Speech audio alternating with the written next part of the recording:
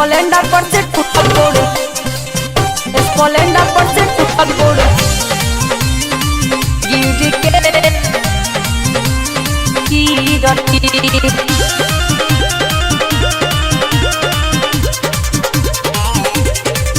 घरे ओरी हमरा घूमे आइल रल हकिना चपा कल पक पानी हमरा पिल हकिना। हाँ अरे बोल अरे हाँ हो घरे ओरी हमरा घूमे आइल रल हकिना चपा कल पक पानी हमरा पिल हकिना। भैंस के लेती डालत रहले तो हर पापा देखी के सरवा पीछे मरल सधापा दर्द भइल बाटे दिलवा में तीर के। अरे बाप रे आवतानी तोरा दुआरा से फिर के स्प्लेंडर पर से टूटल गोड़ गिर के। आवतानी तोरा दुआरा से फिर के स्प्लेंडर पर से टूटल गोड़ गिर के। आवतानी जाने दुआरा से फिर के। अरे ये का कहता रहो सच कहता रो स्प्लेंडर पर से टूटल गोड़ टूटल गोड़ गिर के। आवतानी तोरा दुआरा से फिर के कैसे के छोड़ी रोटी ताबा पर धिकल के वही से आगे न पैनी घर से निकल के। तू तो फूला के रोटी भर पेट खइलू हमरा के एको लोटा पानी ना पियलू पानी ना पियलू पानी ना पियलू। कैसे के छोड़ी रोटी ताबा पर धिकल के वही से आगे न पैनी घर से निकल के।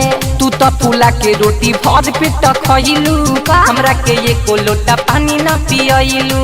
हमरा पे काहे खातिर करता रहाला जब तू लेके अब हथवा में माला तू तो छोट बड़ा बड़ा तकदीर के। हाँ आवतानी तोरा दुआरा से फिर के स्प्लेंडर पर से टूटल गोड़ गिर के। आवतानी तोरा दुआरा से फिर के स्प्लेंडर पर से टूटल गोड़ गिर के। आवतानी जाने दुआरा से फिर के स्प्लेंडर पर से टूटल गोड़ स्प्लेंडर पर से टूटल गोड़ गिर के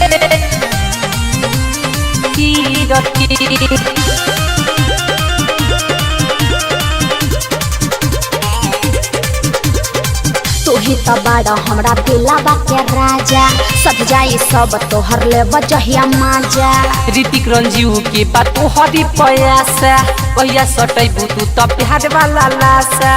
ऐसे कहे बोलत बाड़ा तो का बोली सुन ना तू ही तो बड़ा हमरा दिलावा के राजा सद जाई सब तोहर ले बजहिया माजा। ऋतिक विशाल की बात तोहरी पयासा भैया सटैबू तू तो प्यार वाला लाशा। एहो करे जाय बपीता जनी छाती हाय हाय करब त लाग जाई दाती दिल कहत देखा दे अपन चीर के। अरे अब का चाहता आवतानी तोरा दुआरा से फिर के स्प्लेंडर पर से टूटल गोड़ गिर के। आवतानी तोरा दुआरा से फिर के स्प्लेंडर पर से टूटल गोड़ गिर के। आवतानी जाने दुआरा से फिर के तो जाके प्लास्टर करा ले हमार बाबू।